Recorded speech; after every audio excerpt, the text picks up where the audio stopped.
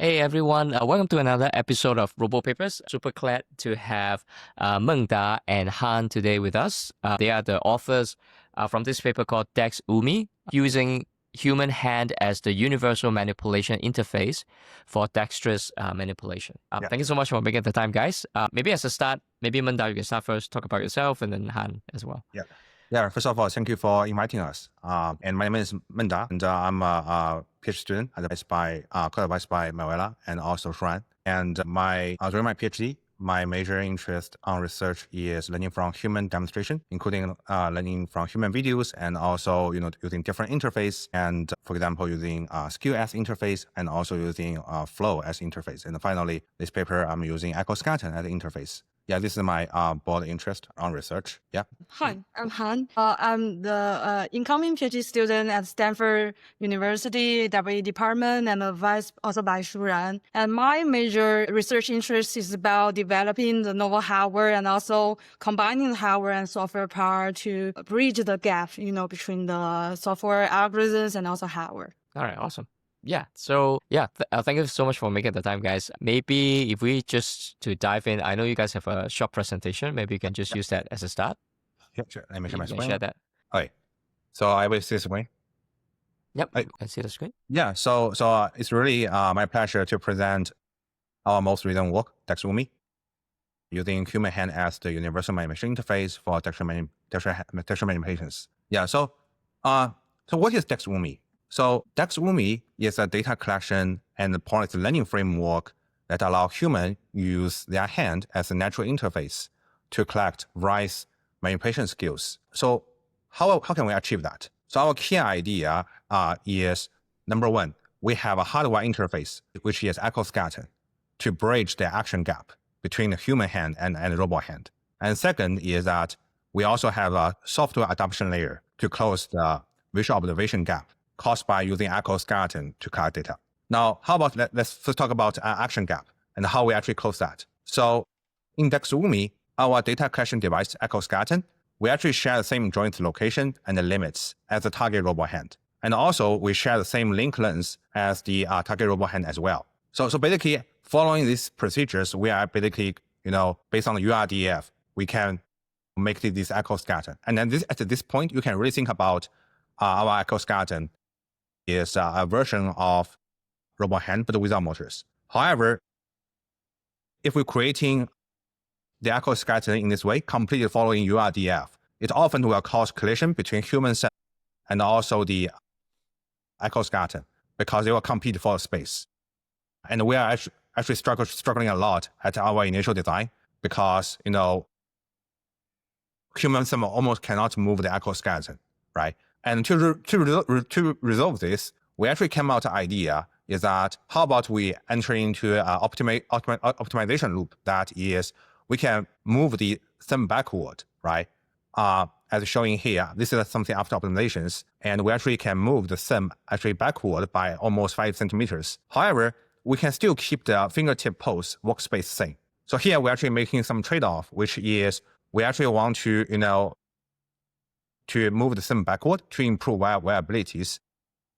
The sacrification is that, the trade-off here is really that for some area which barely contact with object, we actually don't care about that. But for the surface, it actually contact with object a lot. For example, fingertips, we still try to keep its workspace same as original URDF. So here, I think it's a design choice we made to improve wear abilities while maintaining, the fingertip pose workspace. So I think this is how we actually design the exoskeleton, but designing itself is not sufficient for policy learning. We also have a set of rich sensor to capture the information sufficient for policy learning. So for example, we use the iPhone to capture the 6 dot wrist actions. The reason we use the iPhone because it's very easy to use and we can directly use the AR kit from the iPhone to run the slam instead of in the UMI, they use GoPro. And sometimes you actually will get some troubles using GoPro to do this, to run the slam. So but the iPhone AR kit is really handy and we are really happy about that. We also use the wide angle camera to record visual observations. So the reason we use wide angle camera is something, design choice we are inherent from UMI. So because the fisheye camera can sufficiently capture, the enough observations for policy to influence the actions. And the reason we make it under the wrist camera, because for the dexterous hand manipulations, most important things is actually to capture the interaction between the fingers and the objects. That's the reason we use wrist-mounted camera, and also it's a wide angle. So we further install the joint encoders at every actuated joint to record hand actions. So those joint encoders are really, really small, such that we can actually insert into our exoskeleton. And they are very precise. And finally, we also want to record some haptic feedback. That's the reason we also install tactile sensor on our exoskeleton. To avoid any embodiment gap between exoskeleton and target robot hand, we actually use the same type of tactile sensor as the target robot hand on our exoskeleton. So basically, DexUMI, we actually build exoskeleton for two different type of robot hand to show our generalization capabilities. We build the exoskeleton for inspired hand, which is under actuated hand, but we also build the exoskeleton for the X hand, which is a fully actuated hand. And you might already notice that, many design components has been shared across inspired hand and X hand. For example, we both have very similar, reverse camera mounting and also iPhone mountings. And we also, use the same type of joint encoders. And you can see many modules actually can be shared between inspired hand and X hand. So I think the takeaway here is that, let's say even we have a new robot hand comings, and you want us to design an exoskeleton, many components can be reused and shared from the existing designs. I think this is really a good starting point for the other people to design their exoskeleton for their own architecture hands. So could I ask a couple questions here? So I think this is really interesting. One thing that's different about this from some of the other things that like some other like concurrent works, I guess, would be like a DexWild or what's the other one, Michael. But there's a couple of these that Ego Zero, so on. But like they are like you're actually doing a one-to-one kinematic map with the gripper, right? Like so everything is exactly so like this is exactly the same model as you deploy at test time.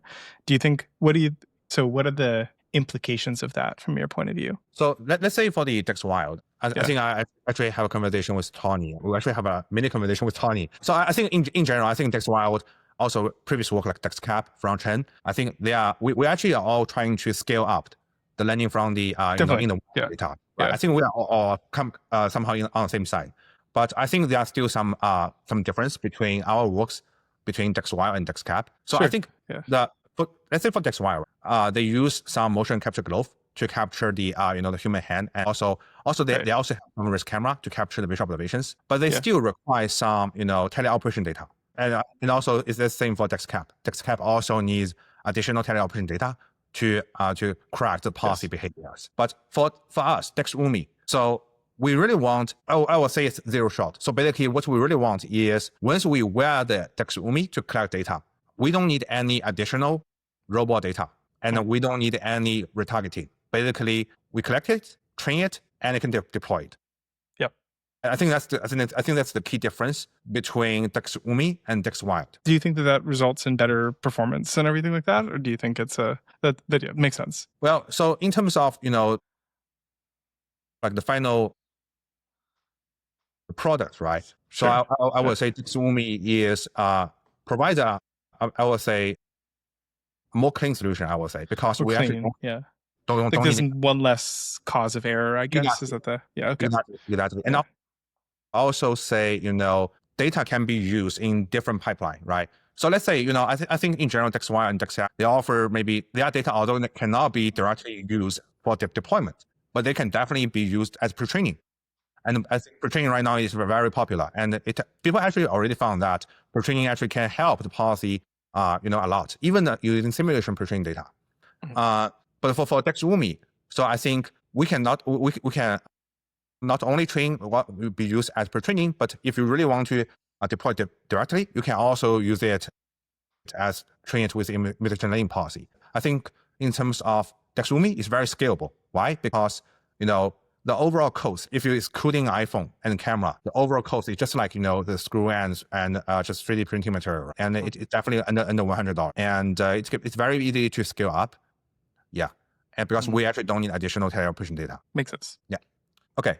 Now, let's talk about the visual gap. So once we solve action gap, we actually have got a new problem. Why? Because as you can see, exoskeleton in the camera frame looks just quite different from robot in the camera frame, right? Although the shape is quite similar, but you can still see there's many details are different in the camera frame. And often we found that those details, if they are different during the training and deployment, the policy, although you can still roughly follow the right trajectory, for example, approaching the object, but it cannot finish very precise actions. For example, close the tweeters in this case. Well, so Sorry, Mengda, I have a question. Could you describe why would the robot observation be quite different from exoskeleton? Because I imagine, you basically fully control the mount for, let's say, the wrist camera, right, on both the exoskeleton and also on the robot. What leads to this variance in observation between the two? Presumably, you use the same kind of camera and all that, right? Yeah, definitely. So we're actually mounting the camera at the same locations and also, use the same type of camera. That's the reason you see from these two frames. So basically, the orange frame basically is what exoskeleton looks like from the camera mounted on the exoskeleton. And this is actually, what it looks like if it's mounted on a robot hand. Yes, they definitely mounted on the same locations, but you can still see, right? For example, appearance is different, right? And there's many details are different. Because we need to wear the exoskeleton. Yeah, because we need to wear the exoskeleton. That's the reason. So basically, we wear the exoskeleton. I see. So it's not so much the camera view is different. It's more just actually it's still not exactly like the Inspire hand. It's a bigger Inspire hand, even though morphologically you're trying to copy as close as possible to Inspire hand. Okay, got it. Exactly. Yeah. Right. Because thanks. Yeah, that's the reason we actually got this visual observation gap. And our goal is trying to really to close or at least minimize this visual observation gap. And how do we actually achieve that? So we create a data processing pipeline. So recall that we install the joint encoder to record all the hand actions, right? Then basically we actually can replay the same action on target robot. So basically we actually can get a video of robot hand.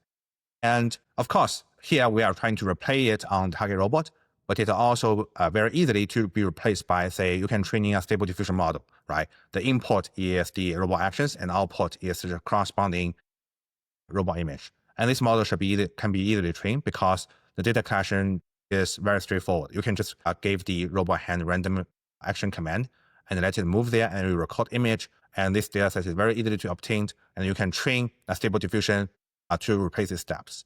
But for now, for simplicity, we simply replace the same action on target robot hand. Okay, then next, we use the SAM2. Segmented and tracked, number one, the exoskeleton mask in the exoskeleton data. And we also use SAM2 to segment out the robot hand mask. And the things we actually need to do first is to get a clean background. So in order to get that, we do something on the exoskeleton video. So basically, we use the flow-based inpainting method, which takes the previous steps, segmented exoskeleton mask as input and output a clean background videos. So basically, we are using flow-based inpainting. So what it does is that it will warp the pixels from the other frames to the current frame to fill in the missing part, which is the exoskeleton, and it will replace the exoskeleton pixel with the background pixel. That's the reason you actually can see this inpainting quality is quite high. Okay, and I also want to mention that both SAM2 and inpainting does not need any fine tuning. It just can be run out of box. Okay, now here's actually one very interesting part. So how do we actually get the robot hand visible mask? Because imagine, right, you actually when robot hand or exoskeleton is interacting with the object, some part of the fingers will be occluded by the object, right? And one very, very naive solution is that we can simply copy, the corresponding robot pixels over the background. Then it actually will cause problem because it cannot maintain the proper occlusion relationship. So our goal here is really, it should be compute what's the actual pixel is visible from the camera frame based on the relationship between object and hand. So our solution is actually quite simple. So basically, we are taking the intersection between the exoskeleton mask, which is in orange, and the robot hand mask, which is in blue. So basically, you can see the green part is the intersection between these two masks, right? And you actually can see that there's a small blue part here, which is indicating this part is being occluded. So whatever is in the intersection part, it should be visible. Okay, so basically by this, we actually can compute robot visible mask. And as you can see, so we can apply this mask over the actual robot hand pixels to get which part of aerial pixel is actually visible. Now, the last step is super simple. We simply copy the visible robot mask over the background, right? And we can actually get a very high fidelity robot hand demonstration videos. So basically, you can see we actually use off-the-shelf computer vision model, including SEM2 and Propulsion, which is a flow-based inpainting method. And we start from an exoskeleton video. And as we discussed before, human is wearing exoskeleton. And that's the reason you can see there's actually a green glove here and the visual, and it looks quite different from the final robot hand. And we start from here, and we actually can reach here. So basically, this is a data processing pipeline we create to convert an exoskeleton video into a robot hand videos. And basically, we can use this video as the training input, which is visual observation input into the policy to ensure there's really very small gap between the training and deployment. Okay, so Do you need to do any further augmentation or anything? Sorry. definitely, that's definitely a great question. Yes, we definitely add a lot of augmentations in the training. Why? Because as you can see, you might already notice that that's something we cannot fix. Yeah. Number one is that for example, the lighting is different, right? Because when you actually teleoperation, let's say you actually teleoperation or robot hand is interacting with the object, the lighting condition can be quite different. So number one, we are definitely add, for example, like a random grayscale, and also the random augmentation, for example, color jittering. Yeah. And also even some Gaussian blur on the visual input. The reason we add some Gaussian blur because we are using the flow-based inpainting. And you might already notice that the background image, there are some areas a little bit blurred because it has been painted. And to make the policy is less sensitive to those blur area, and we add some like a Gaussian blur on top of the image during the training. Got it. Okay. Yes, I think that's a great question. We definitely add many, data augmentation. Yeah, even after we finish this, even after we apply this data. How about the touch sensor? So far, what you described is purely computer vision, right? Yeah, it's just a pure vision. Yeah.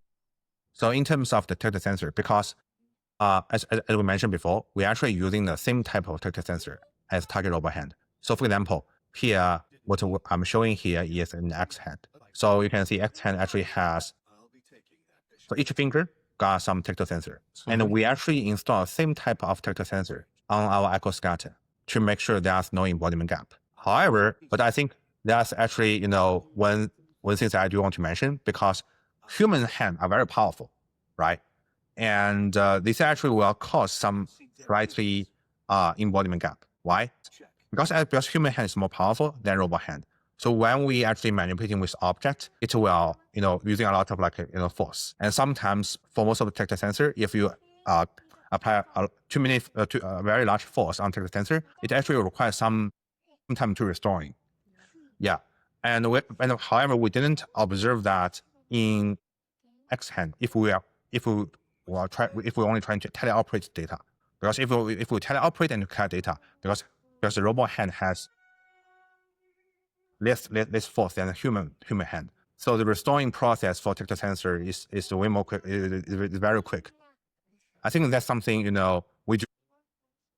That's some small embodiment gap. And to overcome that, we actually to apply some threshold on the tactile sensor reading to, make it become binary, either contact or non-contact. I think this is something we really hope we can do better for the DexUMI project. Yeah, but for now, I think this is really, I will say, a quick solution to close the gap on the tactile sensor. Yeah. Actually, I wanted to. My question was like, how do you use the tactile sensors during the actual deployment? Well, Oh, or I see. versus also when, yeah, because the technique you described are all computer vision based, right? So I'm curious how you are using the tactile sensors. Oh, I see. I still ask a question. Sorry. Yeah. So basically, No worries. Yep. so our policy takes two types of data as input. The first one is the visual input, which we just discussed, and the second type of information is tactile information. So basically, we install tactile sensor on the exoskeleton during the data collection, right? So we install tactile sensor on the thumb and also the index and also the middle. So basically, we record the tactile reading from these three sensors and also make it a part of the policy input. During training, the policy receive the tactile sensor information and also the visual observation and output actions. Okay, this is training. And during inference, we are also reading the tactile reading from the actual target robot hand, which is X hand.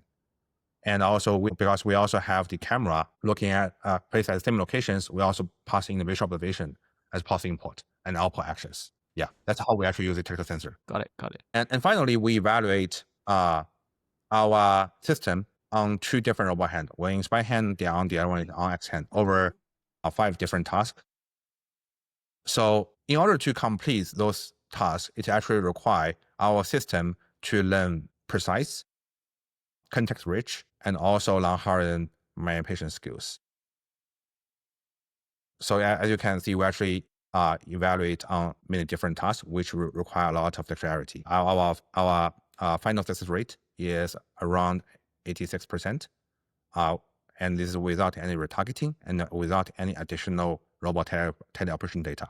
And we have already fully open sourced our code, CAD, and including very detailed assembling guide on our project website. Yeah, I think that's Awesome. very quick introduction on DexUMI. Very cool. Yeah. Well, firstly, thanks for open sourcing everything. Yeah, it's. I think the community will definitely pick it up and build on top of it. I'm curious, like, so for these, I guess evaluation, right? How many demos did you try to do with the exoskeleton before you actually, and then to go and test and get your 80% success rate? Yeah. So I think that's a great question. So different tasks actually require different number of demonstrations. So for example, for cube picking and add carton opening, I think we only roughly collect around 200 and 300 data trajectories. And for T picking with tool, I would say this one is really challenging because you can see it's a task with like different subtasks, right? It first need to grasp the tweeters, right? And then move the tweeter over the T port and close it. Then finally release the T into the cup, right? This is a very long horizon task. And for this task, we actually eventually collect roughly 400, even 500. I think roughly between 400 and 500. Yeah, the trajectories make it to reach very high success rate. And then for kitchen manipulations, roughly also in the magnitude of 400. And we also collect some, we call it stage data. So for when we say stage data, is that we only collect the demonstration for a subtask. So for example, close the knob. As the first step, we collect actually additional 100 stage data. But on average, I would say of kitchen manipulations, we in total also collect roughly 400. So basically for all the tasks, the magnitude is around 300 between 500. Yeah. But I suppose in your study this time, it's the place where you collect the data is also where you test, right? So you didn't, yeah.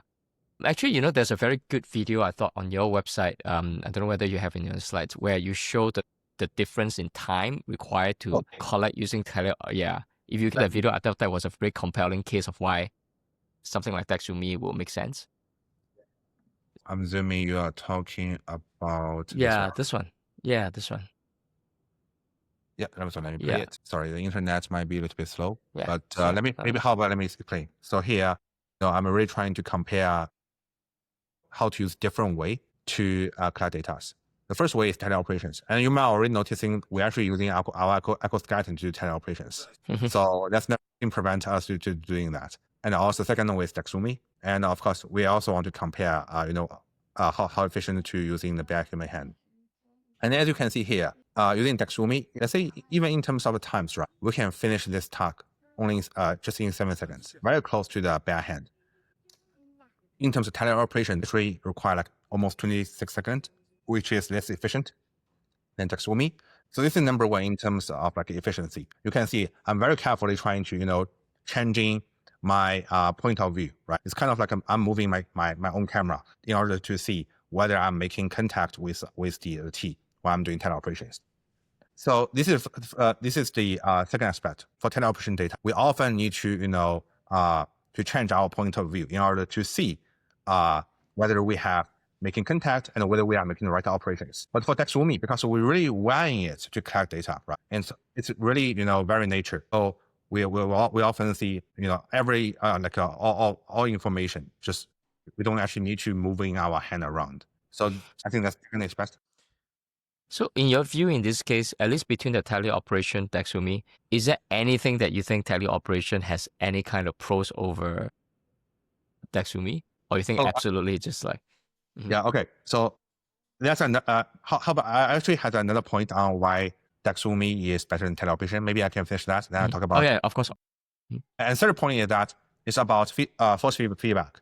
So as you can see, right? So at the end, I actually, while I'm trying to release the T, the trigger actually, it's not cannot keep straight. Why? Because I actually cannot feel what's the force on the fingertips. Right? It's very hard to control. But for DexUMI, because I can get very direct haptic feedback, so I actually can, make the, keep the trigger straight. I think this is the third advantage of DexUMI, which can get, force feedback. So typically people actually need to build, additional device to get the force feedback. For example, Han has another word called DoGlove, and this actually has a force feedback. Yeah. Okay. So in terms of, when actually teleoperation is better than DexUMI, I think that's also a great question. So I think this question is not only about DexUMI, but also like widely on UMI data, right? Because people always often ask like, what's the difference between how to compare teleoperation with UMI data? So I think it's the same. So basically, still some, I would say, difference between teleoperation and UMI data. In UMI data, either in DexUMI or UMI, state and action, the concept sometimes is really close. And in teleoperation, state and action are often different. So why I'm saying that? So let's say when you're using space mouse to teleoperate, let's say for example, you are your robot arm, right? So your target actions or target joint or target like any effector locations sometimes is not the same as your current robot any effector locations. But for DexUMI or UMI data, state is action and action is state. Sometimes it's very close. And I think this is something key difference when we actually, when we compare in the teleoperation and UMI-like data. And how does that impact policy? I think it's majorly on, when we're making contact with object. So thinking about we are trying to grasping something, right? And if we directly record, let's say if we are using UMI, right? And this is like we can record the locations and the location of the motor of these two fingers, and we record it. And let's say we are not even trying to replay it, or we're not trying to use it to learn a policy, which is replay, because we only and this is most likely the contact is very subtle. That may not can be say very tightly to grasp the object, because here state is really the action really state. But let's assume is teleoperation. Human often try to overshoot. It will try to grasp like more, and we actually will reflect that overshoot when we teleoperation. And here, even though let's say the cup does not deform, right, and the joint and the location and the motor position is same, but the teleoperation command is often overshoot. And this is actually a second key. I think this is how actually impact the policy. So this is perceptual aliasing, I guess, that you're describing. That like in these cases, it's just much more. Is that kind of what you're getting at here? Yeah, I will say like the fact that basically because these state and action spaces are the same, it's gonna that makes sense. Okay, yeah. I'm curious if you because I suppose you are I mean, with something like DexUMI, you are fully relying, I suppose, the AR kit, the SLAM from AR kit to infer 3D space. Whereas presumably with teleop, you know all the joint position of the actual, robotic arm. Is there a difference, you think, or this day SLAM is just so good that Well, it's almost like a direct replacement? Does it matter? so I would say Apple really do a good job here. They are AR kits. Well, actually, another project in our lab, in our labs, they actually test, how accurate iPhone SLAM. The way they test it is by putting iPhone in a mocap room, because mocap is always very accurate. So the ability, they treat the mocap data as the ground truth, and the iPhone AR kit, and compare the iPhone AR kit, the trajectory they record with with the mocap data, and the error is really, really small. So I think iPhone really, is doing amazing here, the AR kit. Got it. But do you think that the small difference over time will accumulate? Definitely. It will definitely accumulate. However, I think because eventually it is a limb policy, and we found limb policy actually, because it is more reactive, and sometimes it won't be so sensitive to this drifting.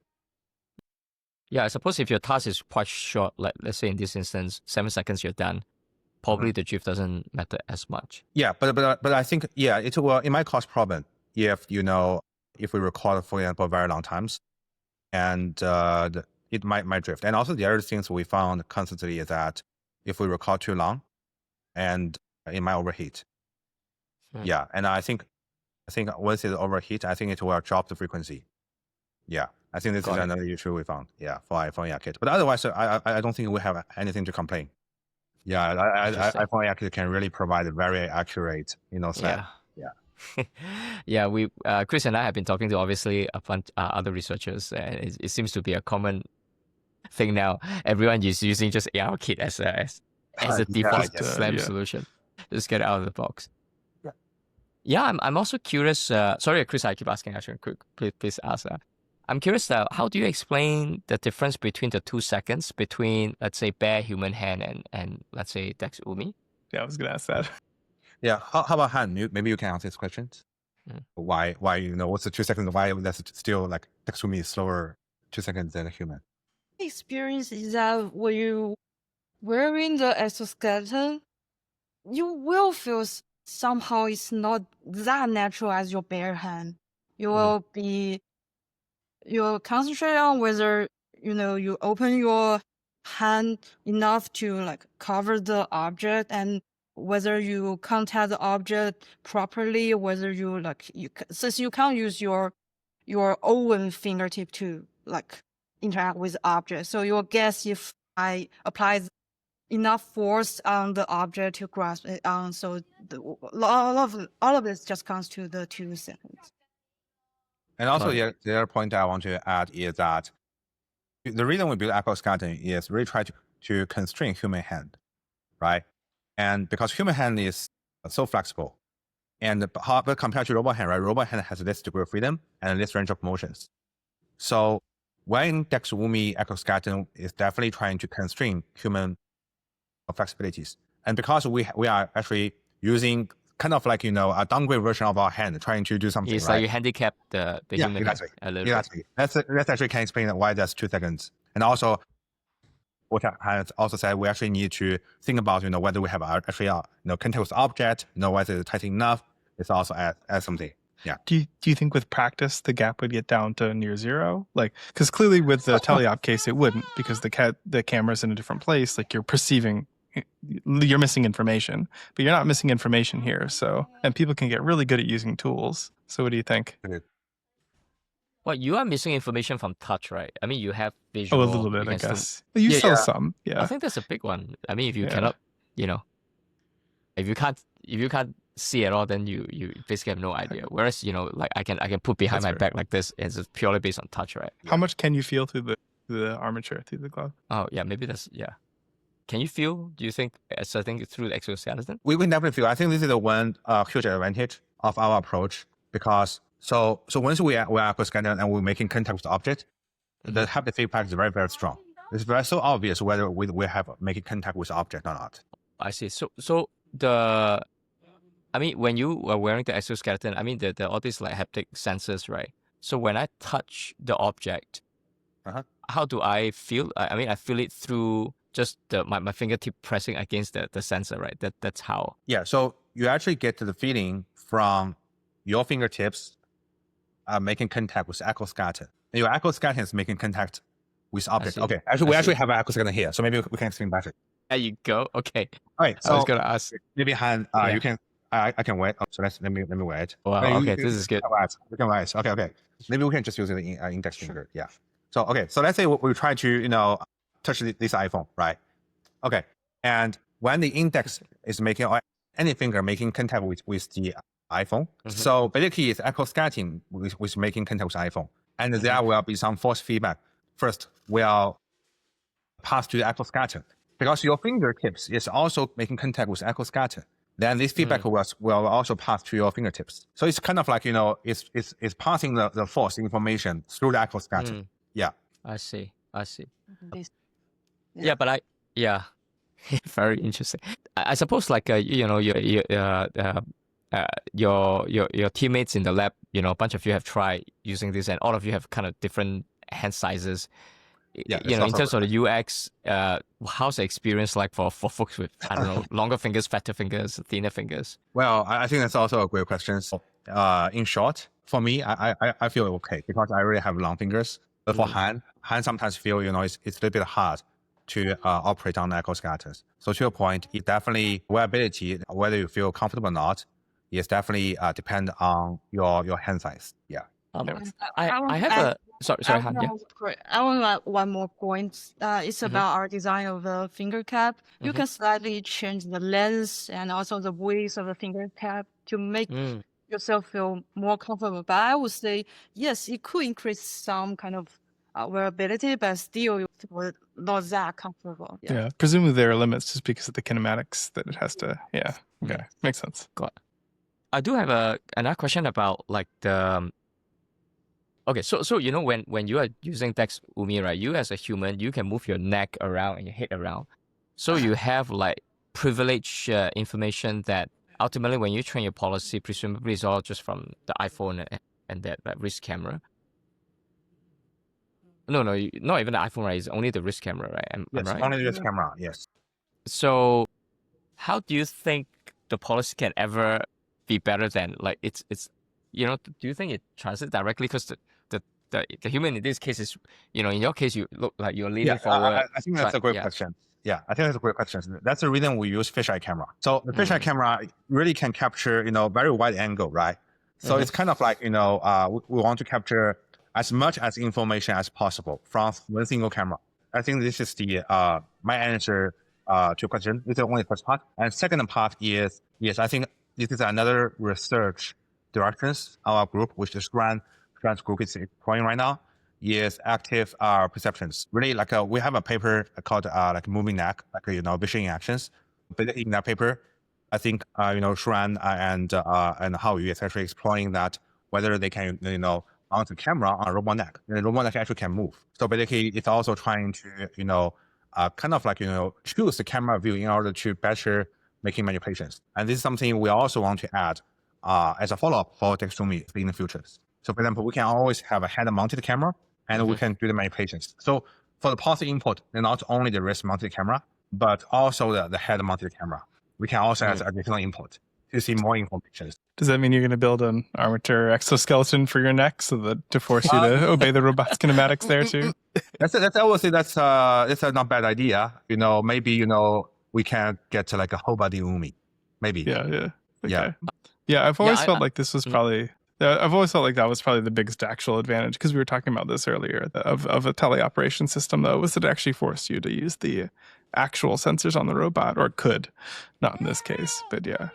Michael, did you have a question? I have another one, but it's going to be pretty unrelated. Yeah, I mean, I'm curious what you guys think. So I guess that I guess if you look at a dimension, you have teleoperation, which we use a physical robot, and then in your case, you have an exoskeleton here that kind of handicap the human body a little bit, but then conform to the exact, robotic, like and robotic, let's say X hand or Inspire hand, right? So that it's so-called retarget a lot better, right? How about what do you think of projects like let's say from Meta area glasses, where you just totally free form and you just like use hand pose estimation, that sort of stuff, and you get the benefit of like your camera is already at the head, so you get that view. Because presumably like that is way more like even natural for a human. I guess that would be a bare human hand case. What do you think of that kind of approach? I don't know whether you guys saw the paper. Like Yeah, there's one recently called Ego Zero. I think it's also a very promising research directions. I can definitely see the benefit of using Meta's glasses or using Apple's Vision Pro to record data. And also, I think there's many papers recently. So, for example, Xiaolong also has some paper, how to combine the human data as pre-training, and also some co-training paper. Also, there's also some co-training papers. I think again, it's really about how to use data properly, right? So, for example, the bare human data with, for example, recording with the AR glasses, we can always use it as a pre-training phase. And it's very powerful, right? And many paper has already report, for example, also in the DexUMI, right? Co-training with human, human data actually can improve the performance a lot. I think the pre-training phase is really, really important. And we also need data for the, for example, post-training, right? So for post-training, we actually need very high quality data. And in this case, maybe DexUMI or even teleoperation data can be very, very useful. I think in general, I feel like all kind of data source is useful because, robotics, we don't have data. So we count on every bit of data. Count on every bit of data, right? So there's no bad data. We just need to find the right place to put data in. Either pre-training, post-training, we just need to find the right place. We want to use every data, and of course, with some good quality. Yeah, That's great. I mean, I totally agree on this. I think this makes a lot of sense. So, I was gonna I was gonna ask about the fisheye camera setup. Do you think that has any implications for pre-training for you guys? Because for versus post-training, like the fact that your camera looks so much less like all this web skill data people are grabbing, or is that going to be an issue, or do you think it doesn't seem to matter? Yeah, it could be an issue. Yeah, because as you mentioned, especially for internet level data, that's not apparently not too many fisheye camera, right? Sure. But I will say that's the reason, maybe in the future we can add head-mounted camera, because once we have a head-mounted camera as a policy input, this is very similar to the egocentric videos. For example, a lot of data sets has been released by Meta. Also recently, Apple also released their egocentric data set, and this data set can really be maybe they can find some connection between. Yeah, I had one other question that goes way back to something we were talking about earlier that's been bothering me though. So this is about the slam thing. So you were talking about how if you did a really long trajectory, you thought it would drift and would cause things to and it might cause performance issues. And that kind of surprised me because I actually thought that shouldn't matter based on unless I misunderstood how your things worked. I thought all the actions were relative poses. So then shouldn't it self-correct? Like when you're actually learning it, or if you only care about local correctness? Oh, that's actually a great question. Yes, we use relative actions. So even there's a drift, I think it will have very, very minimal impact on our policy because we always calculate the actions as a relative. Basically, when we say relative actions, for example, what's my current actions compared to maybe 16 frames before? It doesn't matter whether at the beginning of the trajectory. It's only care about, for example, 16 steps before. So it may have very minimal impact. I think that's a really great question. That's what I would hope, right? If everything's visually obvious, the drift should only matter if you don't have features to refer to, right? I don't know. Okay, that makes sense. Cool. Yeah, thanks. Yeah. Thanks for the question. Yeah. All right. If you had some extra time to write the paper, so a good time to talk about what the future work would have been. Yeah, what future work you want to do. Yeah, sure. So maybe you can talk about one thing we think about the final version of DexUMI, the co-design. Yeah, because currently we are constraining human range of motion because we just have 12 degrees freedom for the dexterous hand. So what if we can first design a comfortable exoskeleton? Let's say human could wear that and easily manipulate with object. And then considering that design, we design the related dexterous hand. So that's what we call it co-design. So I think this is something we really wish to do if we have time. So as I mentioned, we are really trying to make the exoskeleton for target robot hand. And those target robot hand is not made for DexUMI. So basically, if we can do co-design, we actually can, improve wearability a lot. And also, have all the advantage of DexUMI. Yeah, this is something we really want to do in the future. You mean co-design, think you meaning could- actually design the robotic hand as well? Yes. Yes. Interesting. So we are really excited about this idea. So if we ask ourselves, like, what's the ideal hand for DexUMI system, right? First, DexUMI is really about data collections. Right? Basically, we want to optimize the human's wearability when we collect data.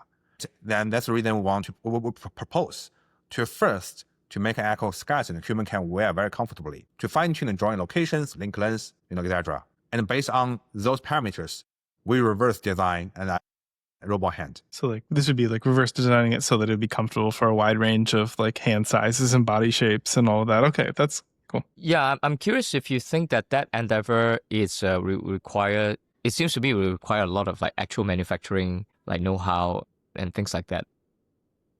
I would love to see an open source that is as good as, I don't know, some of these manufacturers like X Hand, Inspire Hand. But yeah, please do. If you guys can actually do I feel it. like for the Inspire hand, at least there's some good open source, like the Leap hand or the Ruka hand or and all these. Like you can do some pretty cool stuff with open source these days, right? Yeah, definitely. So I actually, watched the Ruka Hands presentation today. I think they did some amazing. They actually open source, keyboard driven. And also I also mentioned, the Kenny at Carnegie Mellon, like, he also got a leap hand and he already has Vift between the V3.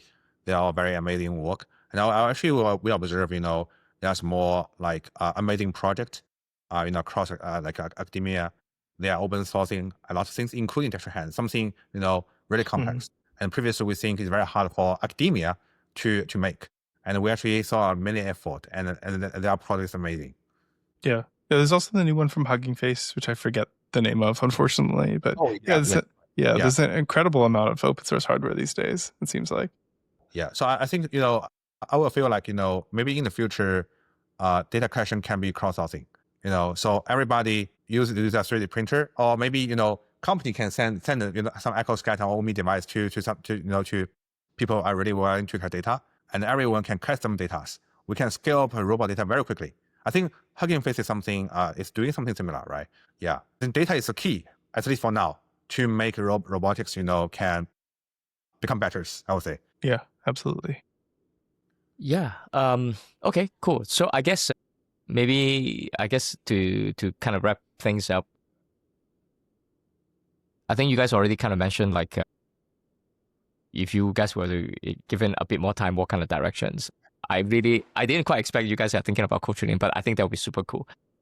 Basically, instead of forcing the humans to match the existing hands and basically change the hand to kind of meet halfway, right, between the human hands and the robot hands. Yeah, so I guess is there, this is a usual last question we like to ask. Are there any like papers that you come across recently that you thought was like really interesting, you want to give a shout out to? Doesn't have to be like a robotic hands or whatnot. It could be anything. Sure. Yeah. Han, maybe do you have anything in your mind? It's all about hardware demos I saw today on workshop. Yeah, it's maybe not the full papers. Today at our RSS workshop, I saw some cool hardware demos. One is from MIT Pocket Lab. They designed a 2 degrees of freedom robot wrist that can basically, if you don't have the wrist, just a 6-off arm, the range of motion is relatively limited. But if you add 2 more degrees of freedom on the wrist, you can do something like this. So it's benefit the manipulation, and they design actually that's the point. They design a relatively complex mechanism and then open source everything. Appreciate their work. And also a tactile sensor from Binghao. It's in Juice Lab. They design it. Yeah, that paper. Actually, they upgrade their tactile sensor, so you can make this tactile sensor array in a very low cost, and they also open source everything. So you get that thin film, and you can get the tactile image from that array. So that's the current hardware paper I read. Yeah. What are the names of those papers? Do you remember it? I think for the intro paper, I remember it's 3D Vitex. Yeah, Vitex. Yeah. 3D Vitex. So let me search right now. Is that this one? Yeah. Yeah, I think it's a really low cost, tactile sensor. Yeah, I think this is what I'm referring. Yeah. Cool. And also yeah, the I other really paper, like. Yep, sorry. No, I say I really like all this. Like you say, there's a wave of this, more like research-driven hardware that are open source. It's a great trend to see.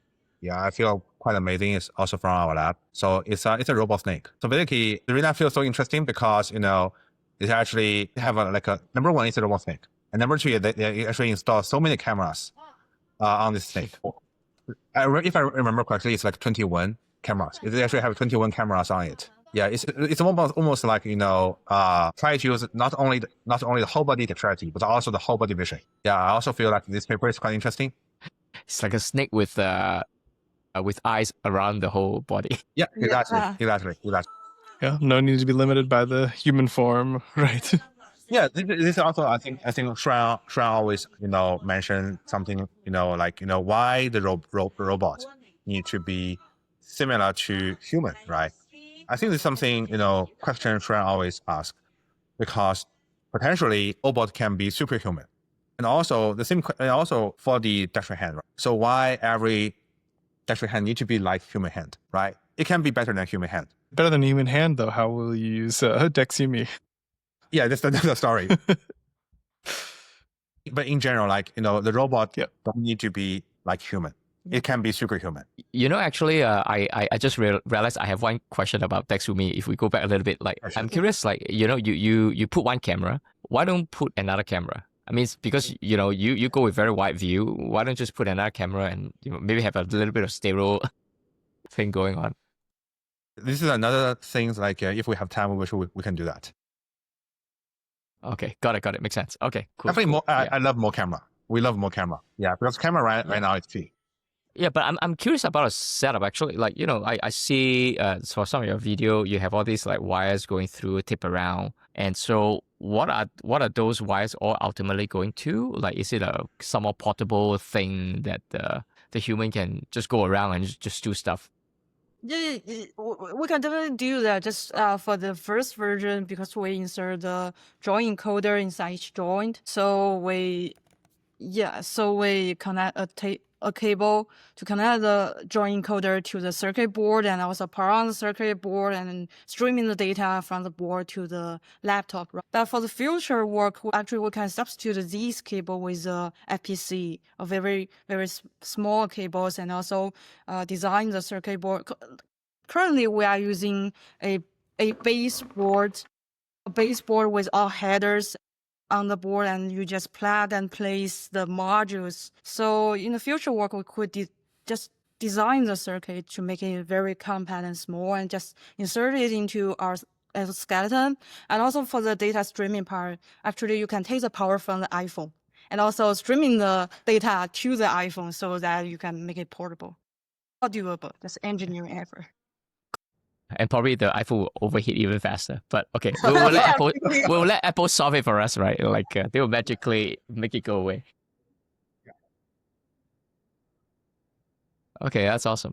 Well, anyway, thanks for making the time, Mengda and Han. I think really fascinating project. And as you guys know, I actually tried messing it with the project. I think, just because you guys open source everything, I think the community is just going to experiment and build on top. Yeah, so I guess that's a wrap, Chris, or maybe Mengda and Han. Any final words you guys want to say? Well, thank you for having us. We really have fun here, and we really enjoy the conversation between you and us. I think a lot of questions is also quite inspiring. for us, and to think about, why not, adding more cameras and, why not, just, do something like, it's really, really amazing to have such conversations. Yeah. Well, the Thanks. pleasure is ours. So anyway, okay, cool. Looking forward to your next paper then. Yeah. All right. Thanks for coming. Okay. Yep. Okay. Hey. All right, Chris. What did you learn today? So what I really like about this stuff of DexUMI compared to some of the other things that we've looked at is that it is like the gripper's like a actual one-to-one match with the robot, which, like, as you say, means that you can just use it on the robot. You don't need to do any. It's in a way simpler, right? Like the hardware's more complicated. You got this fancy piece of hardware, but it's such a simple way to teach robots quickly, because you can just kind of like build this thing, matches exactly what the robot's capable of, and do it. And if you can get that alignment perfect, then it just works. So I think there's something very nice about that for getting high quality data really fast. Yeah. What do you think? Yeah, I think it's definitely a very good direction to go down. I mean, if you look at the cost of this thing, it's like so cheap. A couple Plus an iPhone, but yeah. But you're talking about iPhone.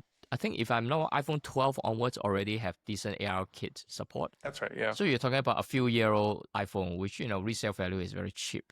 Even for so I think so I don't think the iPhone is necessarily even a bottleneck. And iPhone obviously you can use it as a normal iPhone, right? So it has value. It's another not like value you're too, buying a yeah. separate thing only to do this, right? So Right. I don't think that's a showstopper. Yeah, and I guess it's interesting. We just did this episode right after we talked to the guys from Eco Zero. So different And trade-offs. Dex Wild. But And right, we did. and we that's have- why, we talked about We have this. done Like, three it's all very back to similar back. things in 3 days. Yeah. So, And they all have different trade-offs, and I see as like I mean it's okay to debate about trade-offs in a podcast format like this, and just kind of push the limit to find out what the pros and cons of all this. But ultimately, I think like what Mengda said, we're so lack of data in robotics. Just go and try to scale up the data instead of trying to worry which data is more useful. Like we are not even in the optimization space yet. Like I feel that let's just Right. I mean, another point that he was making, which I think I agree with, is that there's always going to be a role for different quality levels of data. So like if you can collect a lot of data with a hand, even if there's a lot of possible failure points in all these things, like with a separate hand model, right? Because either you need real robot data or whatever it is, right? Or like you have a calibration step that can potentially introduce error or like retargeting. But like, okay, so say I have a huge pool of slightly less data and I use that for pre-training, and then I have these much more expensive like exoskeletons that I use for data collection, much more expensive, meaning just they take a lot more effort to build, right? Like, so I can't do as much of that, but that's okay because I use that for fine tuning, post training, whatever you want to call it, right? And that's so there are different types of data that can all be used for different things, and as I was saying, like it's just the goal should just be to get lots and lots of interesting data. Yeah, for sure. And I really like that. What was surprising to me towards the end was that they're thinking about co-design, like basically changing, literally redesigning the robotic hand instead of trying to force a human to something that it's an existing hand that is not necessarily built with like a DexUMI kind of like end use case in mind. So I thought that's also a very bold take on things. Yeah, I really like that. I think it has so much potential for like improving the pain points of this method. Like you can build a much better armature that like is more comfortable and easy to use and better fits tactile sensors and the multiple all that kind of stuff. Yeah, for sure. Exciting stuff, man. Yeah. Okay, cool. I guess to the next one. All right. See you soon.